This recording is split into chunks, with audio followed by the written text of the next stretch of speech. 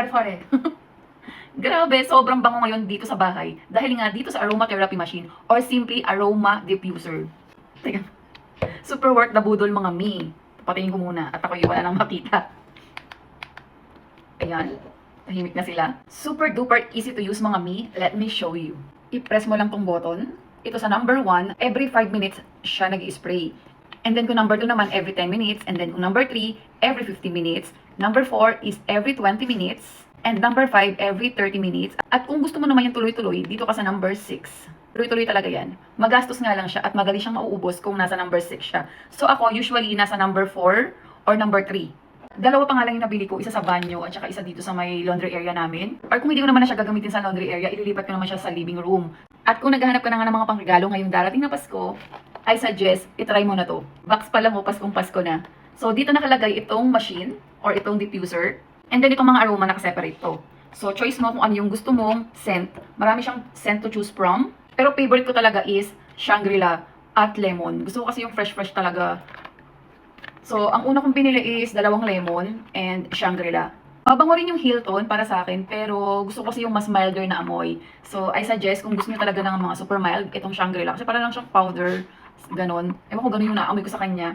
Tapos itong lemon, sobrang refreshing talaga. As in, tinry ko siya ng tuloy-tuloy yung number 6 at madali siyang maubos. Siguro mga 2 to 3 days lang ubos na siya.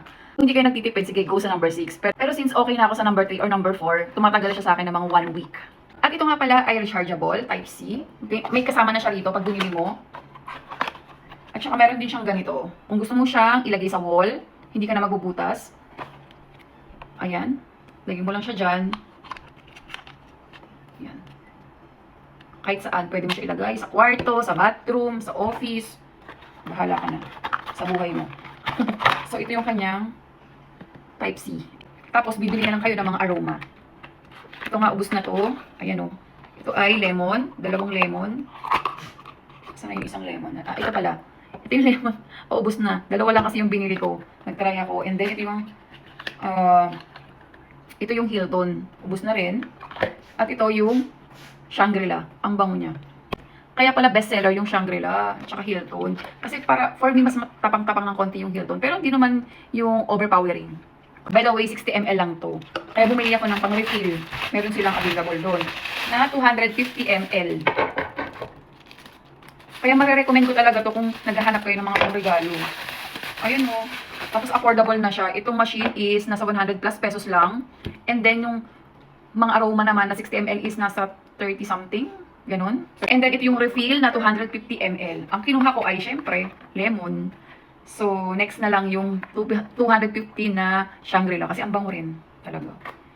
Okay. Ayan. Ito siya. Tapos may kasama na siyang cotton swab or sponge sticks. Lahat ng mabibili yung aroma, may ganito ng kasama. At magkasali na ako ngayon. At nga pala mga mi, pag bumili kayo nito, di ba? Meron ditong peel-off sealing film. Yun lang ang tatanggalin nyo. Wag nyong bubutasin itong silver na nakikita nyo. Kasi once na nabutas yan, hindi nyo na siya magagamit. Nabasa ko sa mga ibang comments, hindi to gumagana. Ang gagawin nyo kasi dyan, kailangan, pag in-screw nyo na siya dito, make sure na basa itong cotton swab. Kaya ginagawa ko, ididip ko muna siyang ganyan. Once na basa na, binabaliktad ko na yan. Like that. So, ito na naman ako sa katangahan 101. Akala ko bubutasin to.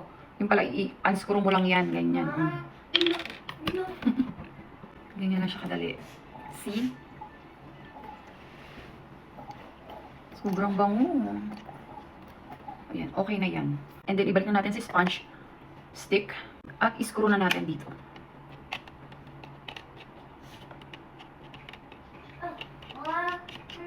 Just like that. Ayan na. So, number 3 ako. Para matipid. Kaya kung gusto nyo rin ng mga ganito, ilalagay ko na lang yung link. So, yun lang guys. And happy shopping!